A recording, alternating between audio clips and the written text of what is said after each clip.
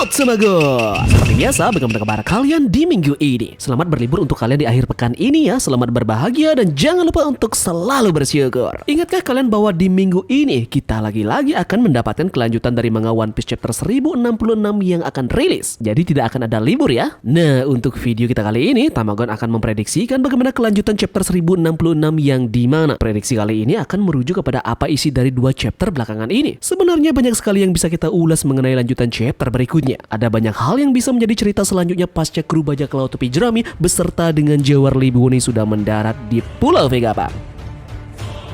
Salah satu yang akan kita lihat bagaimanakah sebenarnya cerita asli dari abad kekosongan dulu, tepatnya suatu kerajaan dari 900 tahun yang lalu. Bagaimana juga kondisi terakhir dari Luffy dan kawan-kawannya setelah mereka mendapatkan sebuah robot kuno yang mereka lihat. Apakah ada kans penemuan robot kuno ini akan mengungkap isi di balik misteri dari abad kekosongan? Yip, sebelum kita masuk ke dalam pembahasannya, jangan lupa subscribe, like, dan komen ya untuk bentuk support kalian atas channel ini ke depannya. Jika sudah, terima kasih banyak dan bersiaplah nakama. Tarik jangkar dan mari kita berlayar.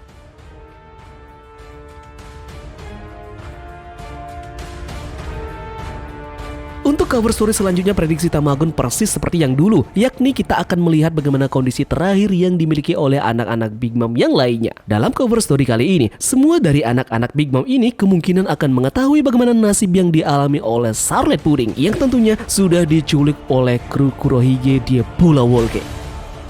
Hal pertama yang nanti akan bisa kita lihat kemungkinan akan melanjutkan bagaimana situasi yang terjadi setelah Luffy dan kawan-kawannya menemukan sebuah robot kuno. Robot yang mereka lihat memang sudah terlihat usang dan sepertinya sudah lama tidak terpakai. Nah, di dekat dari robot tersebut ada sebuah informasi bahwa robot ini dulunya pernah hidup di zaman abad kekosongan. Namun sepertinya sampai saat ini robot tersebut tidak pernah lagi untuk bangkit ataupun hidup. Luffy dan kawan-kawannya belum tentu tahu bagaimana mekanisme robot ini bisa untuk kembali dihidupkan karena mereka tidak tahu menahu info tentang hal tersebut. Menariknya bahwa walaupun robot ini berasal dari abad kekosongan, tidak menutup kemungkinan robot ini pun bisa untuk dihidupkan lagi. Nah, bagaimana jika robot ini memang benar-benar bisa kembali dihidupkan, namun dengan beberapa syarat yang harus dipenuhi. Jadi selama ini robot ini dibiarkan tergeletak begitu saja oleh Vegapunk karena dia belum bisa untuk memenuhi syarat untuk menjalankan robot kuno tersebut. Dengan mengikuti jalan cerita seperti yang dikatakan oleh Vegapunk Saka, bahwa pulau ini adalah pulau masa lalu yang dimana mirip seperti kerajaan yang ada 900 tahun yang lalu. Sama halnya seperti Serapim yang dibuat. Nah, biasanya dalam dunia nyata kita, sebuah robot harus dihidupkan dengan sebuah baterai atau daya pemicu lainnya, bukan? Ini akan menjadi trigger agar mampu untuk menghidupkan benda tersebut. Sama seperti kasus dari Franky yang membutuhkan bantuan energi cola untuk menambah energinya. Kasus dari Thousand Sunny pun sama. Dia membutuhkan beberapa cola untuk memicu teknologi yang ada di dalamnya. Contoh simpel lagi, Pulau Egghead itu sendiri. Vegapunk bernama Lilith mengatakan bahwa sumber energi yang berada di pulau ini adalah api. Yaps, jadi api menjadi pemicu dari semua teknologi yang berada di dalam pulau ini. Api dikatakan menjadi energi yang bisa diubah menjadi bentuk apapun. Nah, jika kita membicarakan mengenai robot kuno, pasti ada sesuatu yang bisa membuat robot kuno ini untuk dihidupkan kembali, bukan? Seperti yang Tamagon bahas tadi, dibutuhkan sumber daya tertentu untuk melakukannya dan Vegapunk sendiri masih belum bisa menemukan hal tersebut. Maka dari itulah robot kuno ini dibiarkan tergeletak begitu saja. Nah, spekulasi liar Tamagon menyebut bahwa robot ini bisa saja untuk dibangkitkan kembali jika sumber daya robot ini didapatkan, yaitu Flame Eternal dari buah iblis Gomu Gomu no Mi. Atau istilah lainnya bisa dibilang robot ini harus mendapatkan trigger dari api sang dewa Nika. Setelah itu pun robot ini baru untuk bisa digunakan kembali karena tentunya Gomu Gomu no Mi memang ada sangkut pautnya dengan abad kekosongan atau Joy Boy itu sendiri. Sekarang Tamagon akan mengajak kalian kembali ke chapter 468.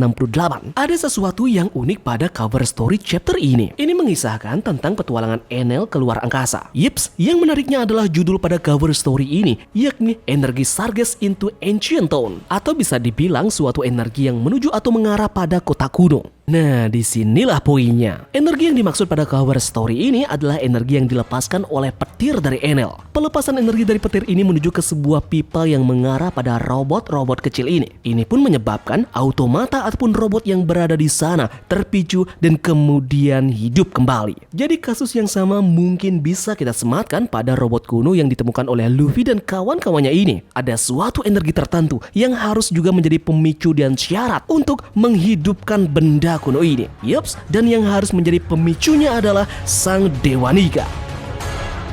Tidak ketinggalan, ingatkah kalian pada chapter kemarin yang dimana Pythagoras mengatakan bahwa dia menggunakan darah hijau sebagai inti dari percobaannya kepada Seraphim. Nah, sekarang coba kalian lihat Seraphim jimbit tepat pada pergelangan tangannya. Dalam pergelangan tangannya ini terdapat semacam cairan yang mungkin merujuk kepada darah hijau yang dikatakan oleh Pythagoras. Jadi mungkin inilah sumber energi dari sebuah Seraphim dalam darah hijau yang dimaksud oleh Pythagoras. Darah hijau ini kemungkinan adalah formula set yang sempurna dari Dr. Vegapunk. Yups, jika kalian ingat, formula set ini pernah dipakai oleh Caesar Clone dalam meneliti faktor garis keturunan di Panghazard. Terlihat cairan dari formula set ini juga berwarna hijau dan mungkin merujuk kepada darah hijau dari yang Pythagoras katakan. Vegapunk bisa jadi menemukan cara untuk memberikan senyawa kimia ini ke aliran darah dengan cara yang membuat Seraphim ini lebih terkontrol. Ini juga tampaknya menjadi kunci kelangsungan hidup Seraphim yang sedang tumbuh. Sekarang Tamagon akan mengajak kalian kembali lagi ke chapter 456. Di dalam chapter tersebut kita diperkenalkan dengan zombie yang super besar yang dimiliki oleh Gekko Moria yakni bernama Oz. Oz dibekukan dalam ruangan pendingin dengan kode ruangan 900. Nah, dan pada chapter 1065 disebutkan bahwa ada suatu kerajaan di 900 tahun yang lalu mempunyai teknologi yang mirip seperti Pulau Egghead. Kode ruangan dari Oars ini adalah 900 dan juga kode dari zombinya adalah 900. Jadi mungkinkah robot kuno tersebut ada hubungannya dengan Oars ini? Sudah cukup jelas kan kita melihat terlalu miripnya fisik mereka berdua dengan badan yang cukup besar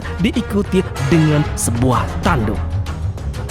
Menariknya lagi, setelah kita mengetahui isi dari chapter 1065, ini pun mengingatkan kita lagi kembali pada film yang berjudul Castle in the Sky. Oda Sensei bisa saja mengutip rahasia abad kekosongan yang hilang ini dari film ini. Cerita film ini mengisahkan tentang keberadaan pulau mitos yang maju secara ilmiah yang penuh dengan harta karun. Ketika pada akhirnya ada yang menemukan pulau ini, mereka juga menemukan beberapa robot kuno dan mereka menemukan kota yang ditinggalkan dan maju secara ilmiah. Tentunya ada juga bahasa kuno yang tidak bisa dipahami dalam pulau ini. Banyak harta dan juga robot kuno. Itu hanyalah sebuah pulau yang maju secara ilmiah yang sulit untuk ditemukan karena berada di atas langit. Filmnya tentu sangat menarik dan kemungkinan besar Oda banyak meminjam beberapa ide dari film ini dengan mengacu kepada kerajaan yang makmur ini. Satu hal yang terjadi lagi, kita akan berlanjut di mana akan memperlihatkan para kloningan Vegapunk dikumpulkan oleh Saga guna tujuan untuk mengatakan bahwa kru bajak laut topi jerami akan menjadi aliansi mereka. Vegapunk telah mempertimbangkan banyak hal dan salah satu keputusannya yakni bergabung dengan topi jerami menjadi aliansi. Vegapunk pun sudah menanyakan saran ini ke tentara revolusioner khususnya dengan Dragon untuk aliansi ini. Ini pun bertujuan guna untuk membangkitkan lagi robot kuno seperti yang Tamagon bahas di awal tadi, karena memang merupakan persiapan untuk mengantisipasi pergerakan yang dimiliki oleh World Government untuk mengincar Vegapunk karena ilmuwan ini sudah mengetahui banyak tentang abad kekosongan dan juga rahasia dari mereka. Terakhir dan bisa saja prediksi pada chapter 1066 ini akan mengumumkan Vegapunk Saga menceritakan sedikit kejadian yang menimpa kerajaan kuno terdahulu. Vegapunk yang asli memang adalah benar-benar berasal dari abad kekosongan bersama dengan para tetua Gorosei dan juga pemuncak kekuasaan tertinggi di dunia saat ini, yaitu Im Sama. Yups, bagaimana menurut kalian dengan prediksi liar Tamagon untuk chapter 1066 ini? Seperti biasa ya, jika kalian punya prediksi liar ataupun pendapat yang berbeda, kalian tentu bisa tulis di kolom komentar dan silakan untuk baku hantam. Terima kasih dari kalian yang sudah menonton video ini ya, dan semoga video ini membuat kalian terhibur. Sekian dari Tamagon dan turunkan jangkar, mari kita berlabuh.